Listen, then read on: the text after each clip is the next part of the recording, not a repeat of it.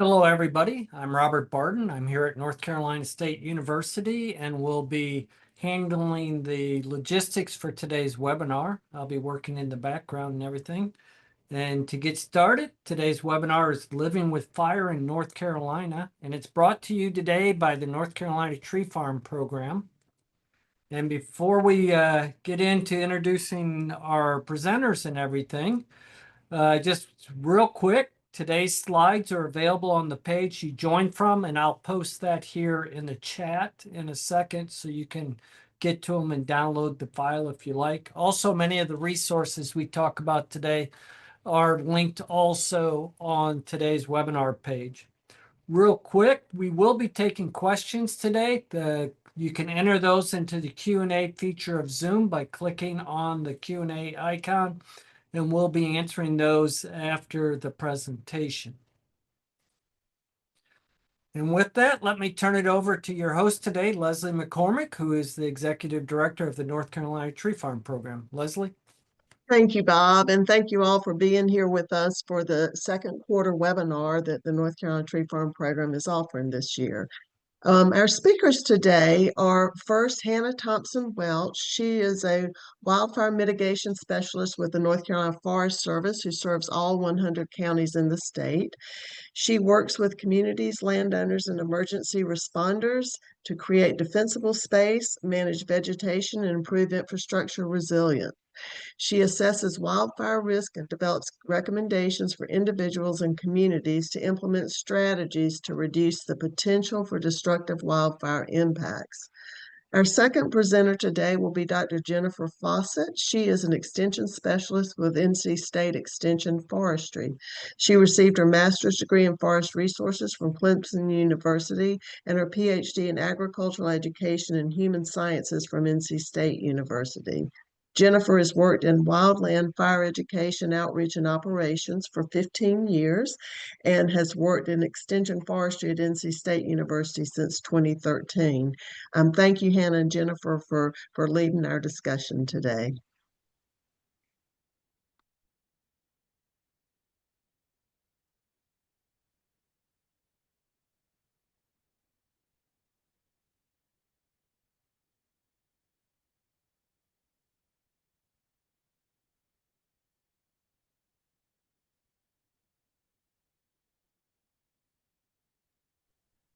Good morning, everybody.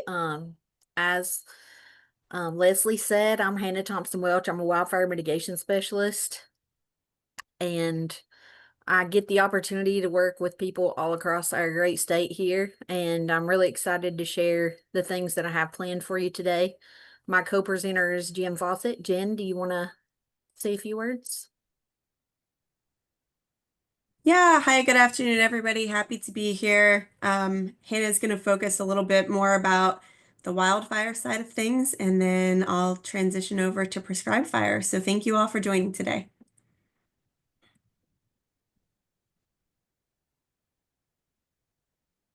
So the first thing I want to talk about is wildland urban interface. Some of us live in the wildland urban interface. It's the area where structures and other human development meet or intermingle with undeveloped wildland, forest, or vegetative fuels.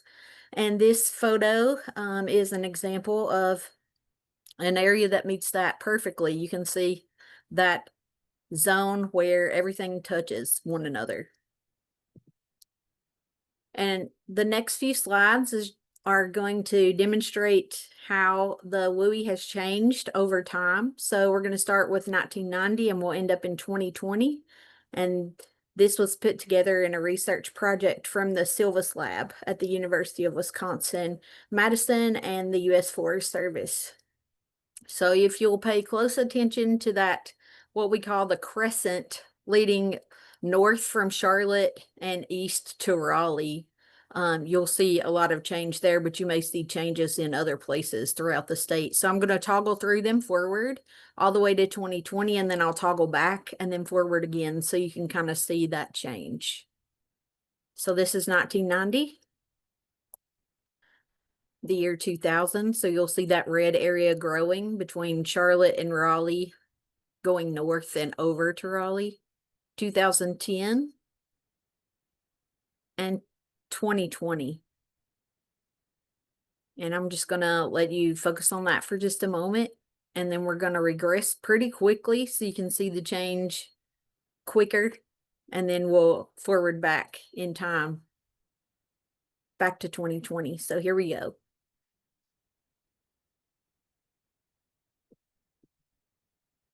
So you can see that change pretty readily. A lot of areas outside of the crescent are also developing at a more rapid rate. We're seeing a lot of growth in areas that used to be rural. And that's why it's really important to think about wildland-urban interface and its impacts on where we live and the places that we like to go, the places we care about, and all the values that we have as far as what we value on the landscape. So we're going to dive into that a little bit more in detail. As a part of being in this great state, we have a lot of different things that impact this area. Sometimes it's a natural disturbance, and we're going to talk about some of those in the next few slides. But before we get to that, where does North Carolina rank nationally in relation to area or number of acres in the wildland-urban interface? What do you think? And we have a poll on your screen for you to vote. Do you think it's 10th, 5th, 1st, 3rd, or 7th?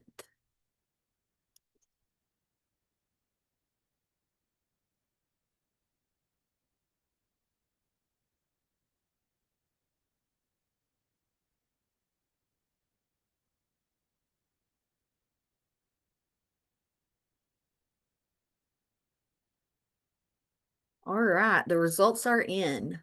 Thanks for everybody for voting and answering the poll question. So most people thought that we rank 3rd in the nation. So that's around 36%. And then the next would be 5th. A lot of people think 5th. That's 20% of the survey respondents. And then we have a tie for 7th and 1st. So we had about 18% of people vote for each of those, and then 10th got 8%. But the answer is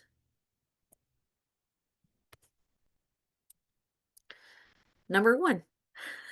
So North Carolina ranks number 1 in the nation for area or acres in the wildland-urban interface. That may be a surprise to some people, but statistically, with all the census data and everything else that gets brought into the numbers in the study that the Silvas lab did, we ranked number 1. We were number 1 in the last cycle when 2010 data was studied as well.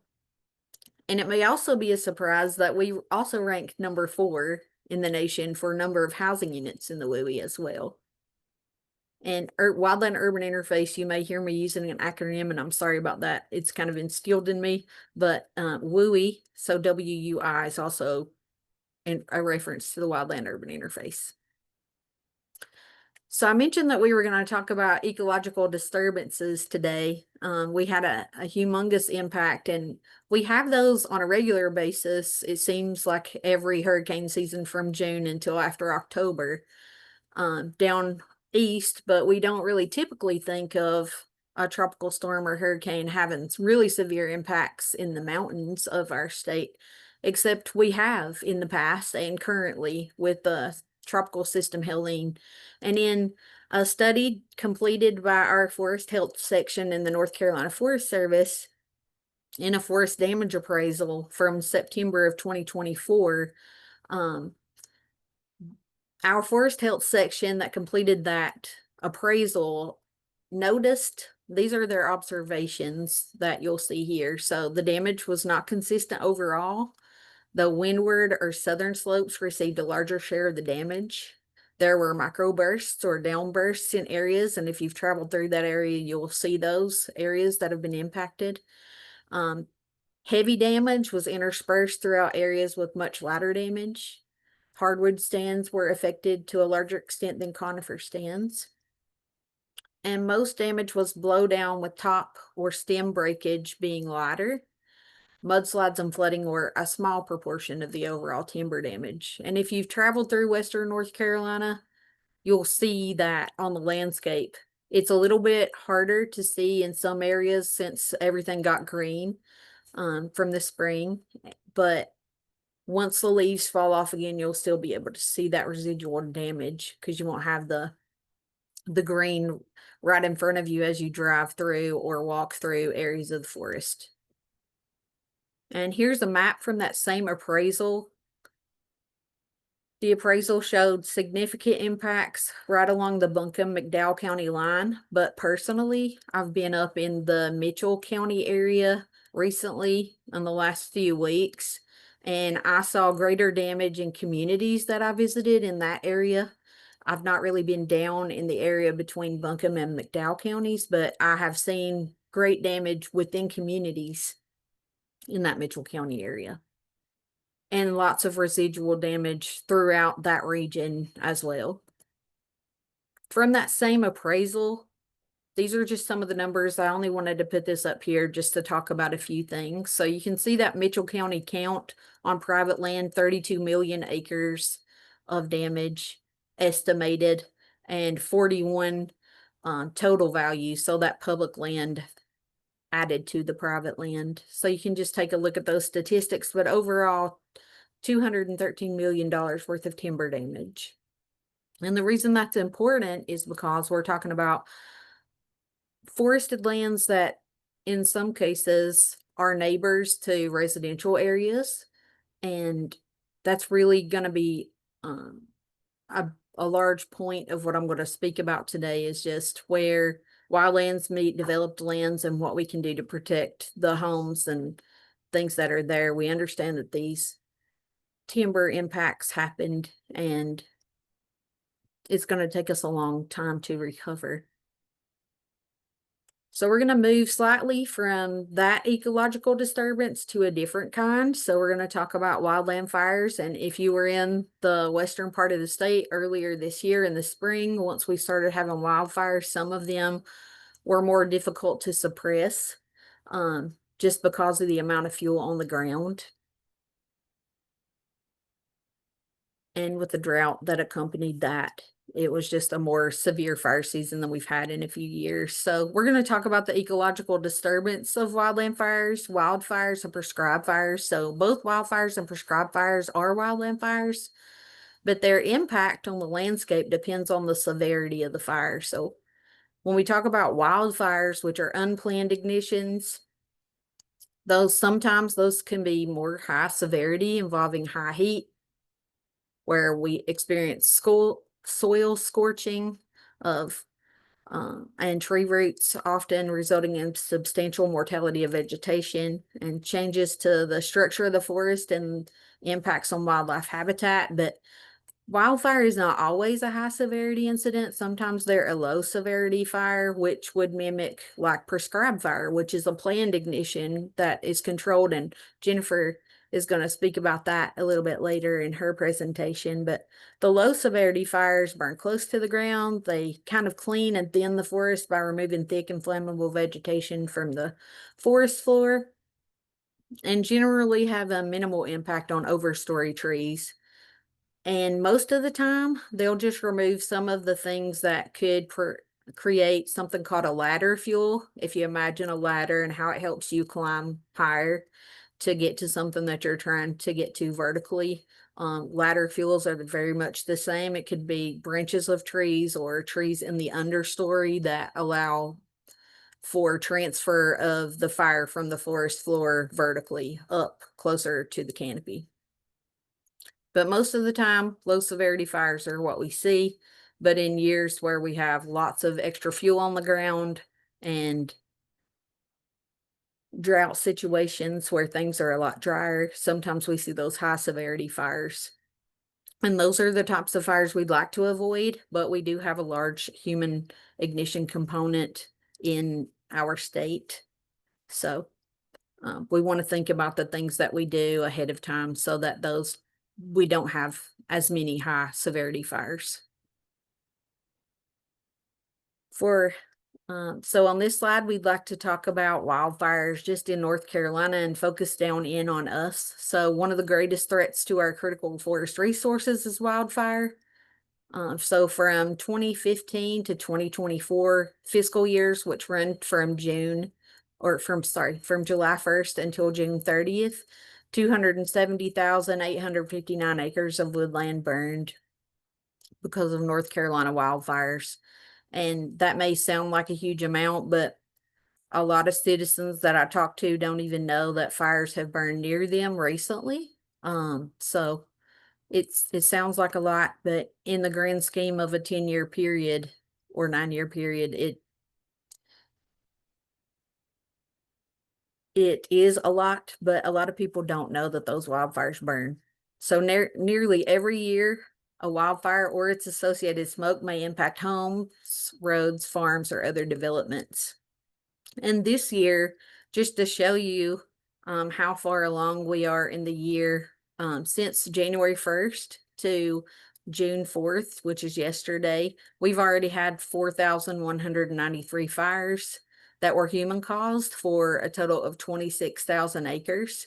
And lightning, there's only been 4 fires for 27 acres. So knowing all that you've heard so far, preparedness, it should be a priority right now in our state, especially in Western North Carolina, where we may not have enough fire resources to go around when a fire does happen. So we wanted to share today lots of resources to help you with preparedness. You'll see in the upper left the fire resistant landscaping publication in North Carolina. It's packed full of resources about plants and low flammability plant options and ways to identify what a high flammability plant is. The center upper publication is about reducing wildfire risks in the home ignition zone, and we're going to talk more about the home ignition zone coming up. The Ready, Set, Go program in the upper right, this publication is specifically for farmers and ranchers. So if you meet that category of our population, that would be a resource specifically for you. The lower right publication is my personal wildland fire action guide, and it is based on the Ready, Set, Go program. So we should be getting in the ready stage now, way ahead of fire season, fall fire season coming back into swing, and then we can get set during fire season. But there's a lot of activities and action items that you can put to use on your landscape in the ready section. And then set would be during fire season, getting ready to evacuate if it's time for that. We did have quite a few evacuations throughout this spring fire season, so we want people to take all the precautions and preparedness methods to be set and then be ready to go and evacuate it when it's time. And that personal action guide really provides the opportunities for you to be able to do those things. In that lower center section, the Attica Crawl Space Vents publication there is a wildfire research fact sheet that was put together through the NFPA, the National Fire Protection Association, Firewise USA program, and the Institute for Business and Home Safety, which is down in South Carolina. They do a lot of research based on how homes ignite and how homes are affected by other natural disasters as well at that lab, but they did provide these wildfire research fact sheets for us. And there's a whole series of those, not just this Attica Crawl Space Vents version. And with that, it's going to tell you how to best, based on research, how to best protect that Attica crawl space by what you use with your vents. And then the last publication, which is the lower left, is a publication by Headwaters Economics. And it's all about retrofitting a home for wildfire resistance. And it's got everything from costs and considerations in there with diagrams of what things should look like. And it's a really helpful publication. we really want you to take these resources today and to be prepared when the next wildfire happens, because and ultimately when the conditions are dry enough, it will happen.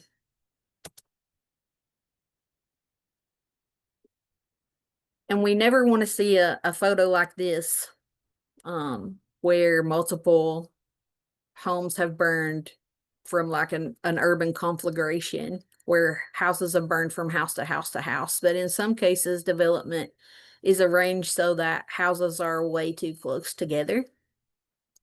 And when we do our wildfire risk assessments, we take a look at that. But there was a scientist with the U.S. Forest Service called Jack Cohen, and he said, when a house survives a forest fire virtually undamaged, so because you can see this house standing below, that it is often portrayed as a miracle. But in fact, it's almost always a direct result of the house's construction and its immediate surroundings. Cohen said the key to reducing WUI home fire losses, so that's wildland urban interface, home fire losses, is to reduce home ignitability. So the more things that we can do using those resources that I just shared, the better. And one thing that I noticed from this photo also, yes, there are a lot of homes that have been destroyed and there's the one home that's standing, but if you take a look at the vegetation in this photograph, you see that a lot of that vegetation is still green. So it proves that the fires probably did not travel through by direct flame contact. It was likely embers, because we would not have the vegetation there if it was a direct flame contact. So a lot of the preparedness items that are in those publications that you're going to have access to will help you get ready for an ember intrusion as well as direct flame contact. So taking Jack Cohen's advice, I want to talk about ignition resistant homes.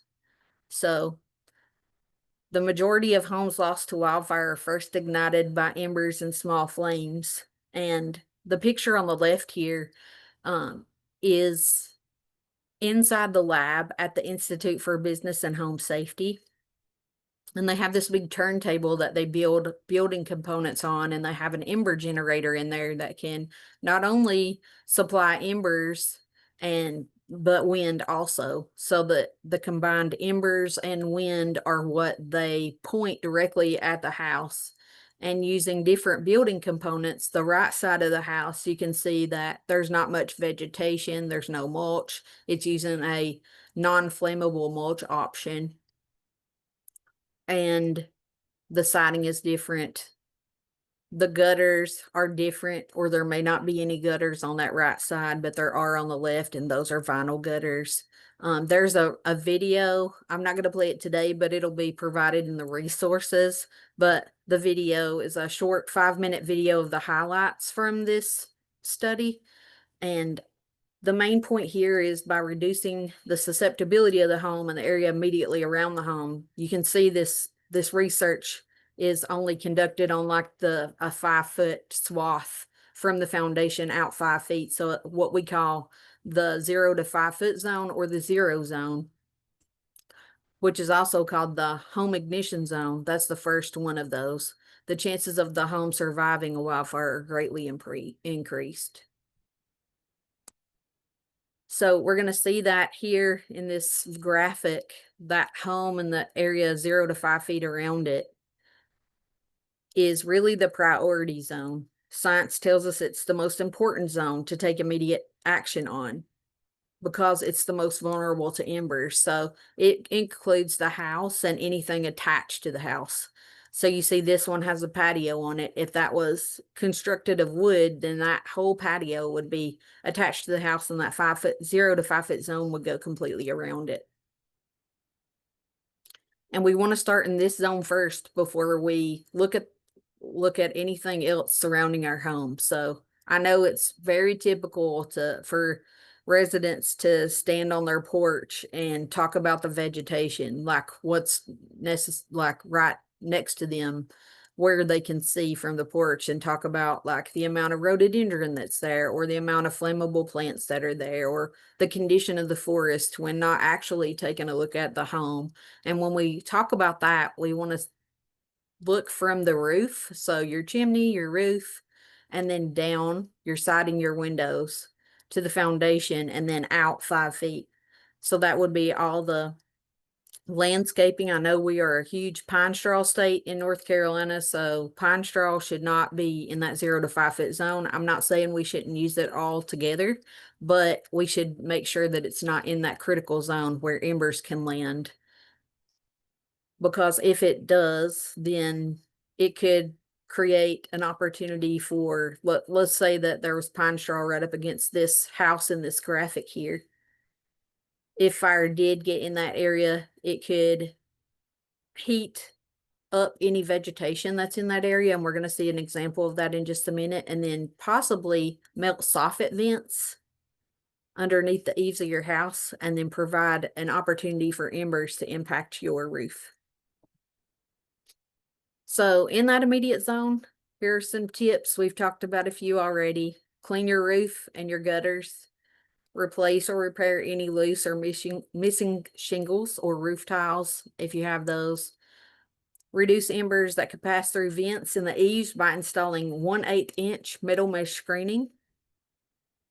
Clean debris from exterior attic vents and install that 1/8 inch metal mesh screening to reduce those embers. Repair or replace damaged or loose window screens and any broken windows. Box in areas below patios and decks with wire mesh to prevent debris and combustible materials from accumulating, because largely whenever leaves and pieces of debris, wherever the wind takes them, that's where they're going to end up. And in a fire situation, if there's wind, that's where the embers are also going to go as well. So we don't want any of that combustible material to accumulate and then ignite. And then remove any flammable material away from wall exteriors, such as mulch, flammable plants, leaves, needles, firewood piles, and anything that can burn.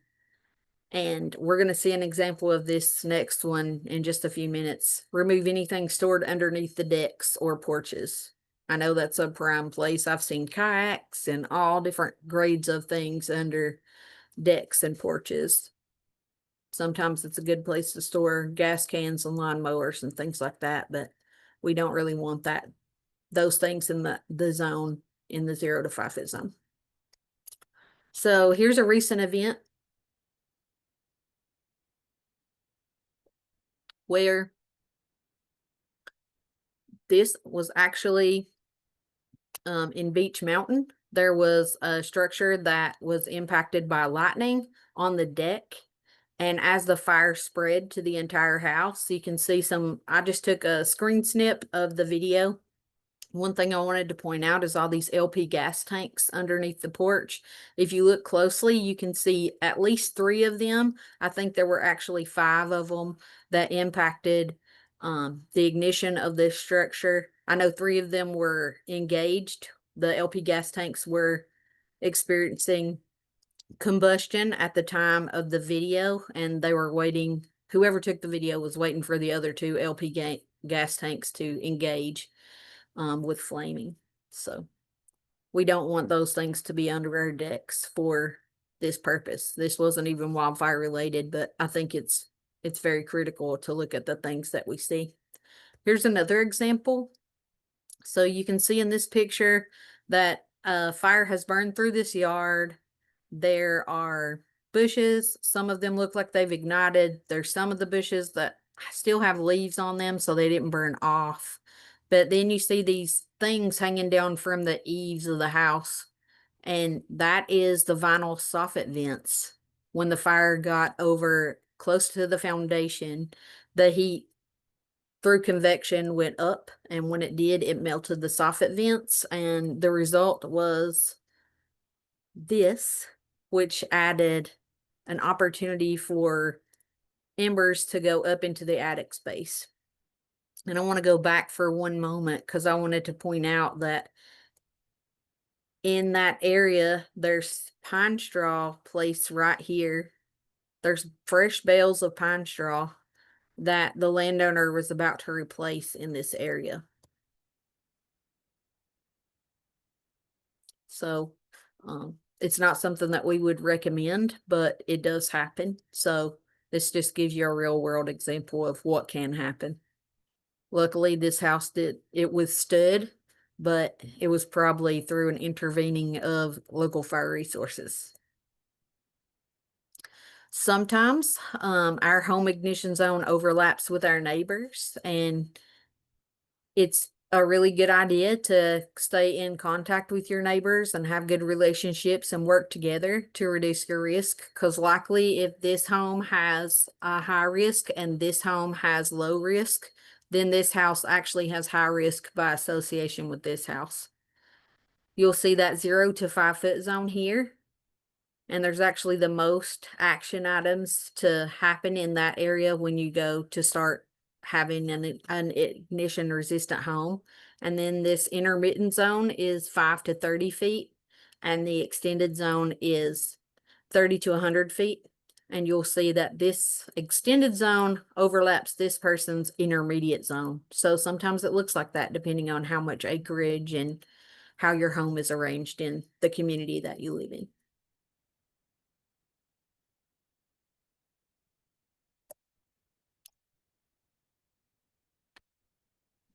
And the intermediate and extended zones here, just looking at tree spacing and how close together the trees need to be. So in that 5 to 30 foot zone, trees should be about 18 feet apart. And as you get further away from the home, your trees can get closer together. And I know that's really difficult if you're already in a community that's already, it was made when you got there, like the situation with the trees and landscaping was already there when you purchased your home, but this is something to work towards in the future.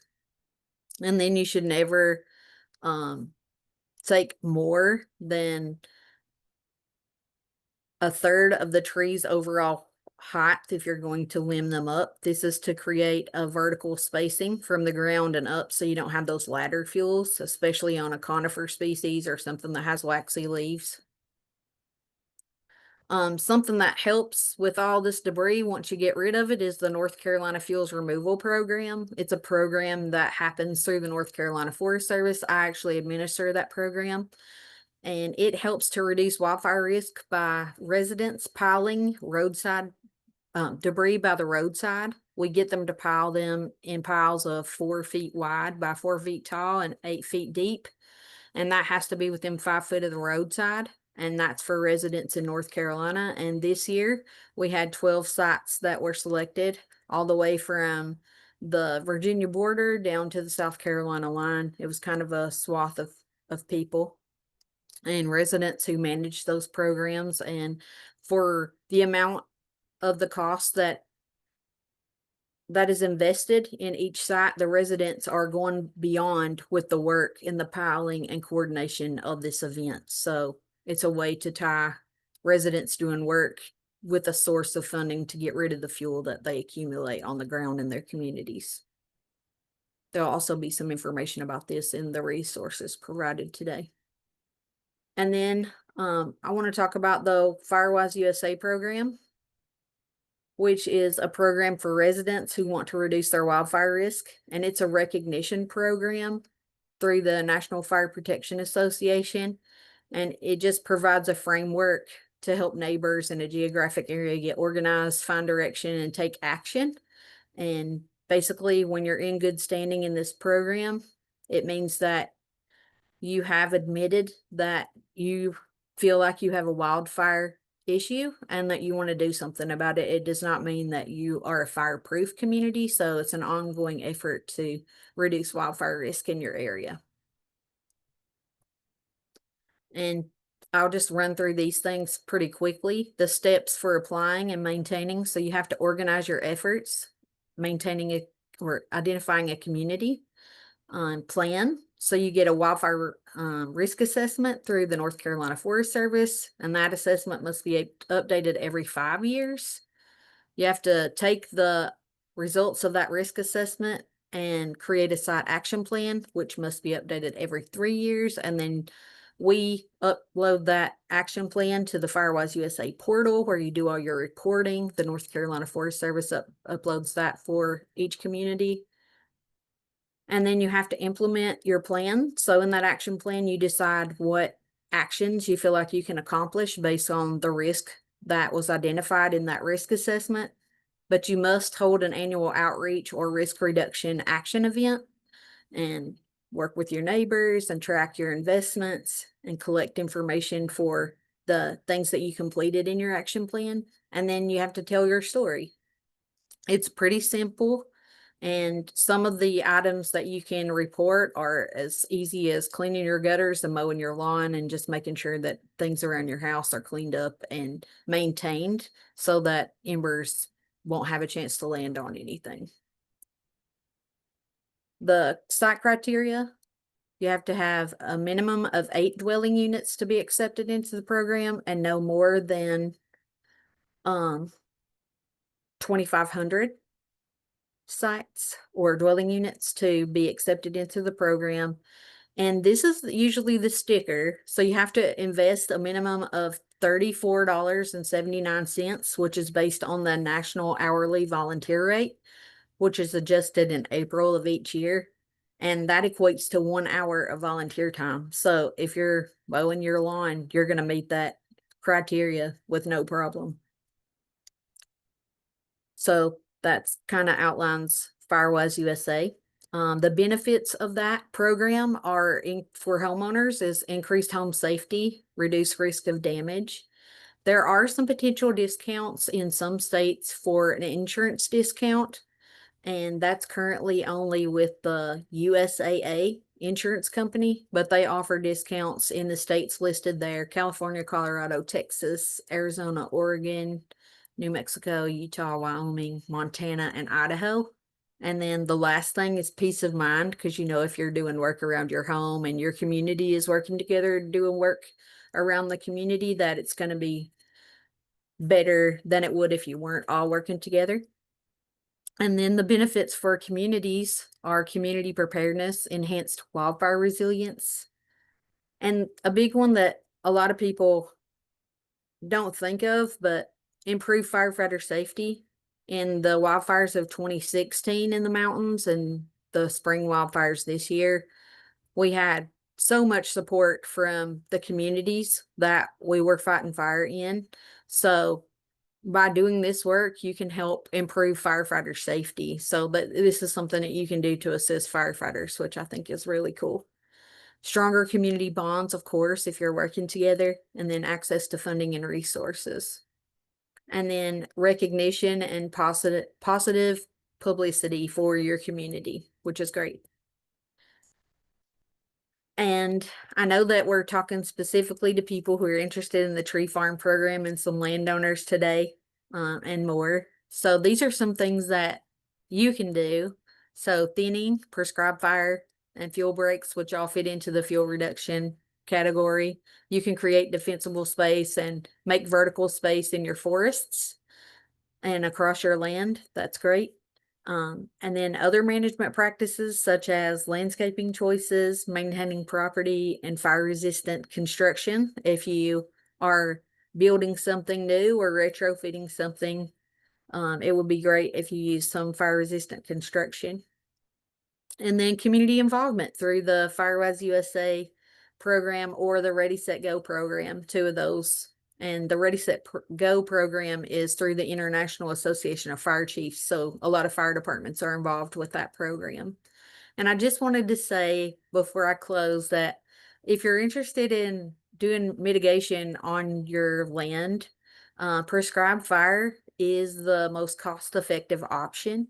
So I want to turn the time over to Jen so she can discuss some prescribed fire information. Thank you. Thanks, Hannah. Yeah, so now we'll shift gears a little bit to talk about prescribed fire. And like she mentioned, it's one of the most economical ways to help mitigate wildfire risk. It could be used you know, pretty much anywhere. So which is why I put and beyond. So beyond just North Carolina. I know we have a lot of folks joining today from North Carolina, but there are some other folks on the line who don't live in North Carolina. So the nice thing about prescribed fire is pretty much every state in our country implements it. And so depending on where you live, there might be some differences that you see here in the slides that I'm about to present, but it could be effective in every state. So just to share prescribed fire, and we're all on the same page about what prescribed fire is. It's the planned use. So that's the difference between when we're thinking about prescribed fire versus wildfire. So prescribed fire, the planned use is the one of the main points there. There's a plan that I'll talk about in a second where we start thinking about this burn sometimes months in advance, very well planned out and thought through. So there's these predetermined weather and fuel parameters that we use. All of this goes into that planning process. If the weather doesn't match, then we're not doing the burn. Whereas with the wildfire, it's going to be weather and fuel parameters that we don't necessarily want with high winds and high temperature and low humidity and drought. And so we choose days in these predetermined conditions that are more acceptable to use prescribed fire in a safe manner. And the third part of it is specific management objectives. So wildfires burn, there's no rhyme or reason. Nobody sets or dictates what that looks like. With prescribed fires, it's very specific management objectives, such as to improve wildlife habitat or to reduce fuel loads. And we outlay that on the burn plan before we even do the burn. So that way, when we're doing the burn, we know if we're meeting those objectives. So this is kind of what it could look like. The photo on the left is me in a longleaf stand in Florida a few years ago, but typically it'll be a fire professional, or if you're a landowner, you're probably not wearing all of these things that I'm wearing, right? So I'm wearing a material called Nomex that helps protect us from the fire. It's a little bit more fire resistant than other clothing. In my hand is what's called a drip torch. That's typically what most people use to start prescribed fires. And then I have all of my other personal protective equipment on there.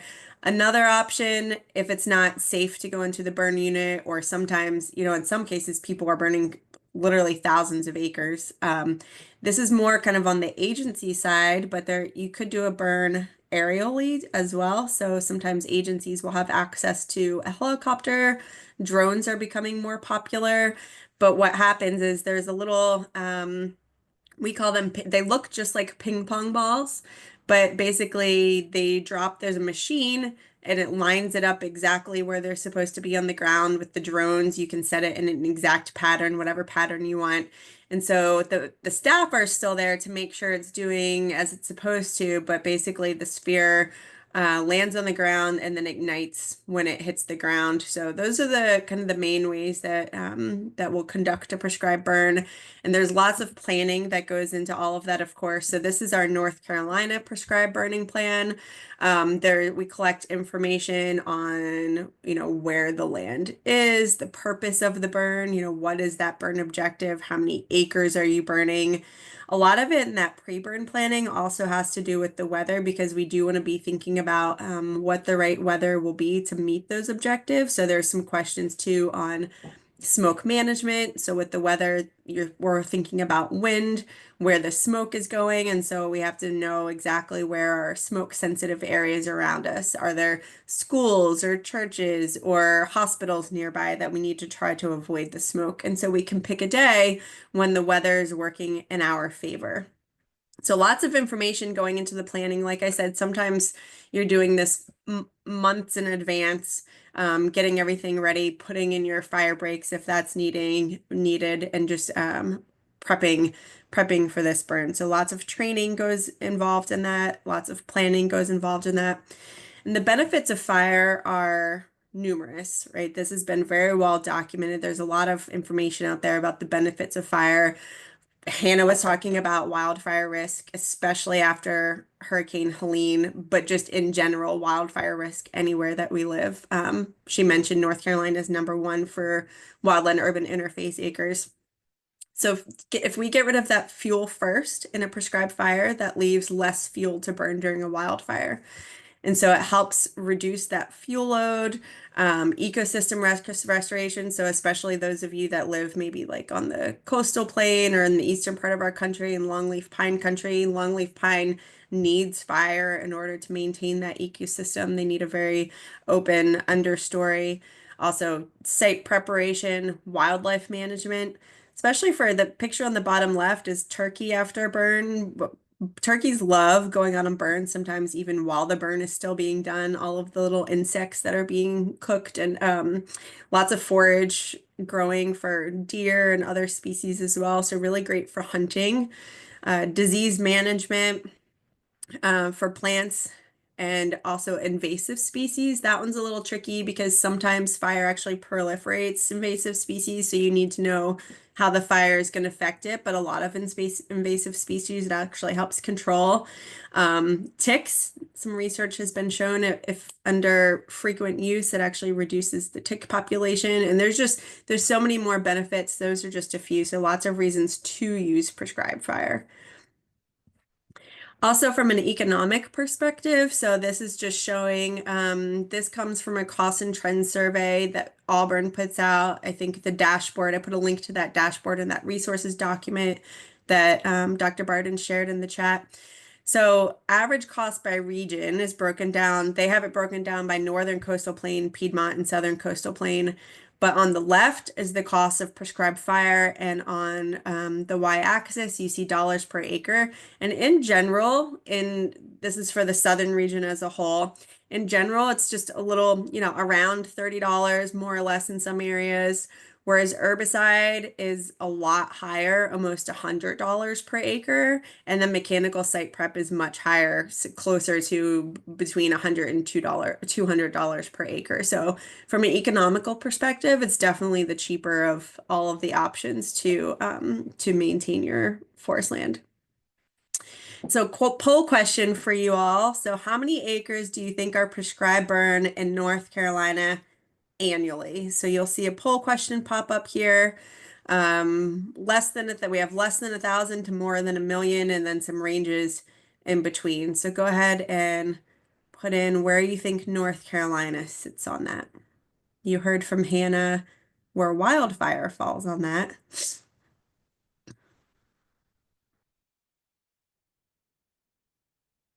And then we'll just give it a second here to tally up the votes. See what you all think.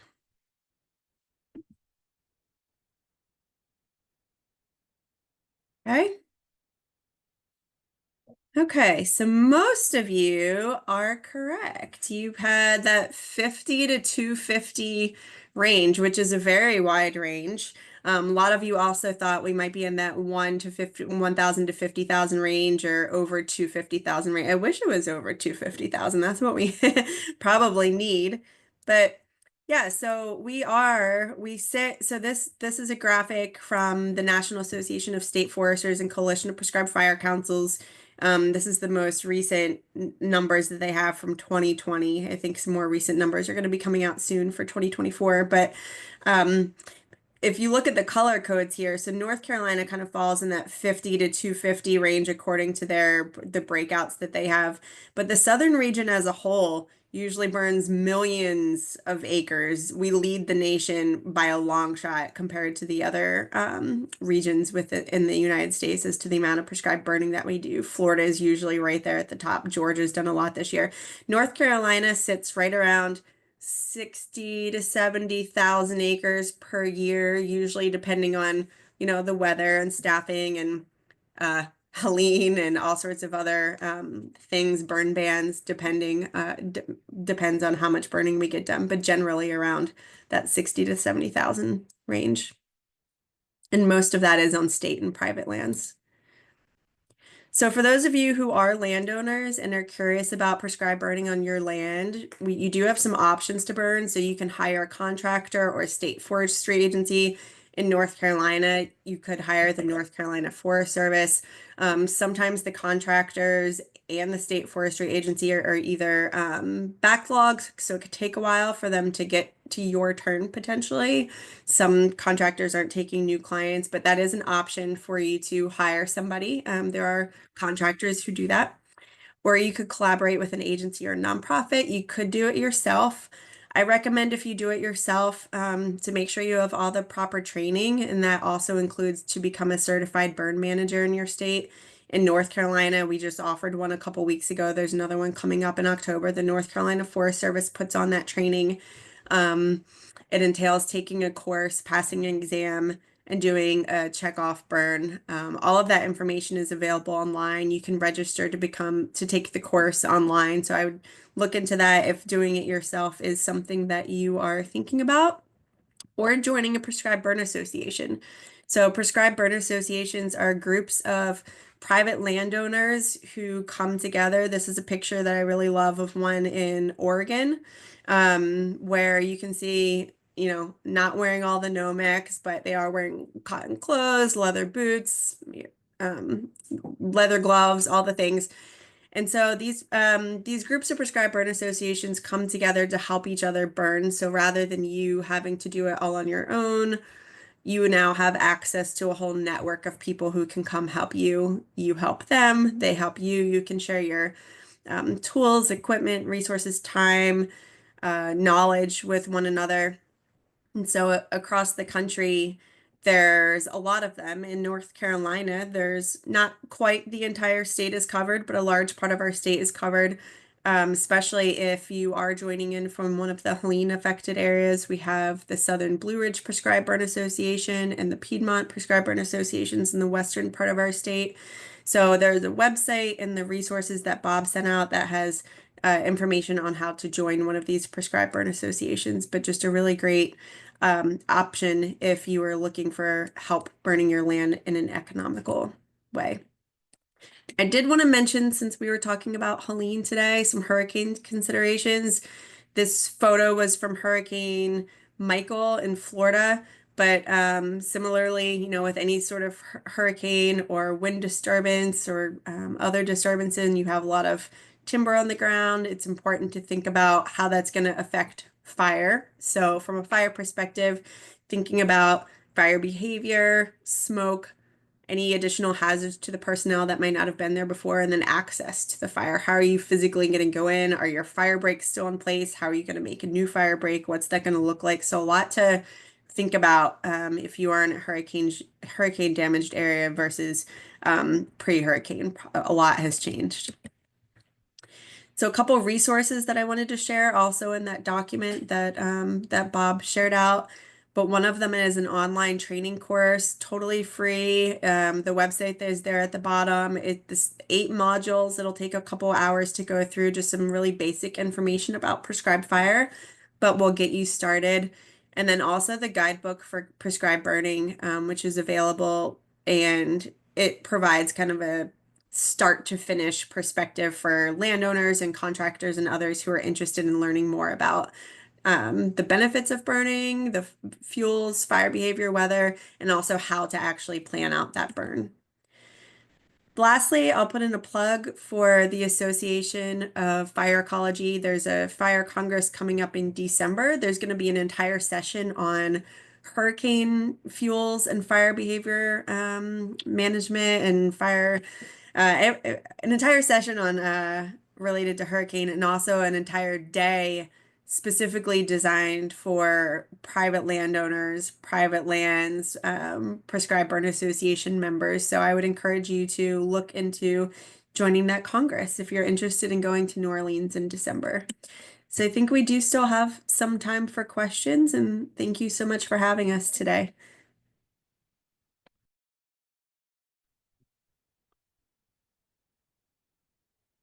All right, we do have times for questions, but real quick before we get into that.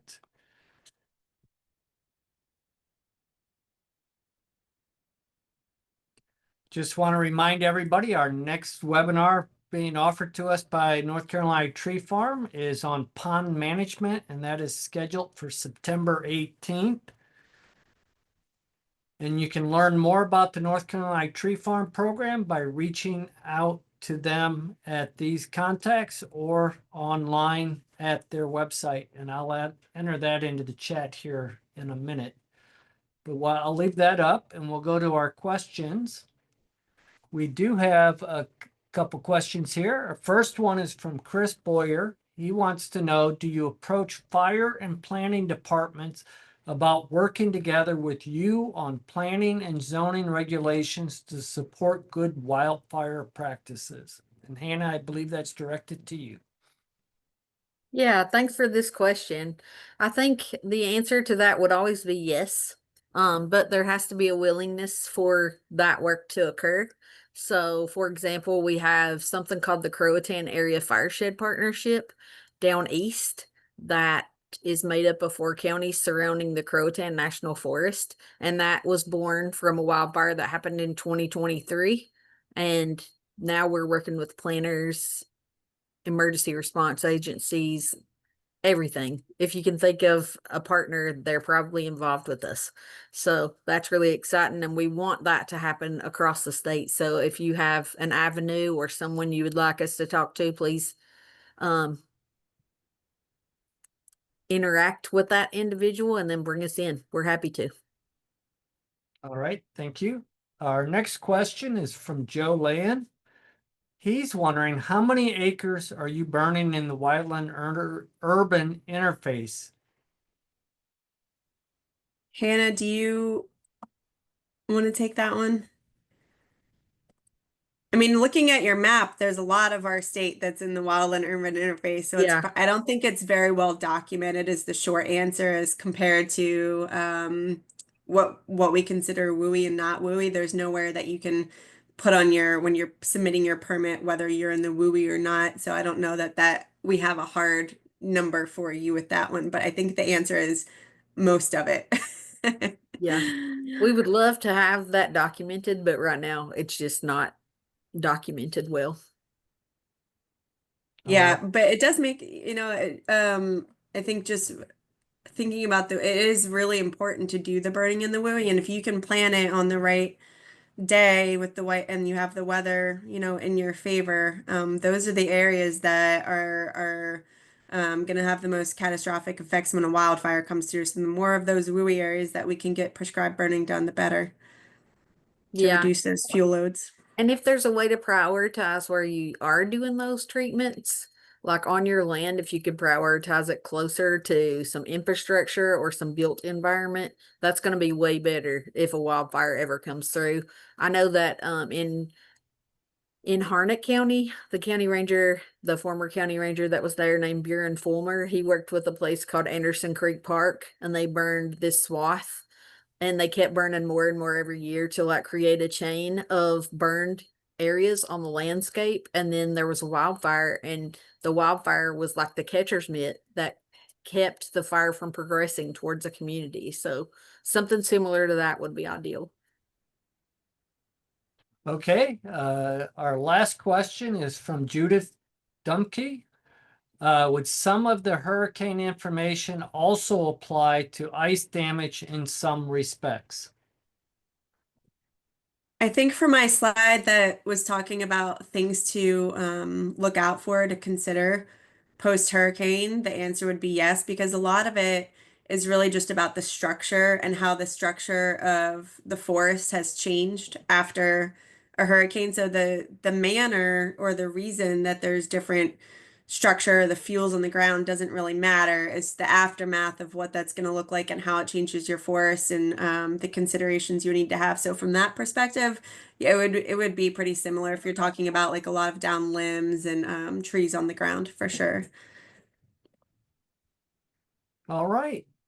At this time, I think we've answered all of our questions and everything. I do want to take this time to thank our presenters today for sharing their knowledge with us. And I'd like to thank the North Carolina Tree Farm Program and Leslie for bringing us the webinar today. Just a quick reminder, our next webinar with the North Carolina Tree Farm Program will be September 18th, and you will be able to find more details on that soon on forestrywebinars.net.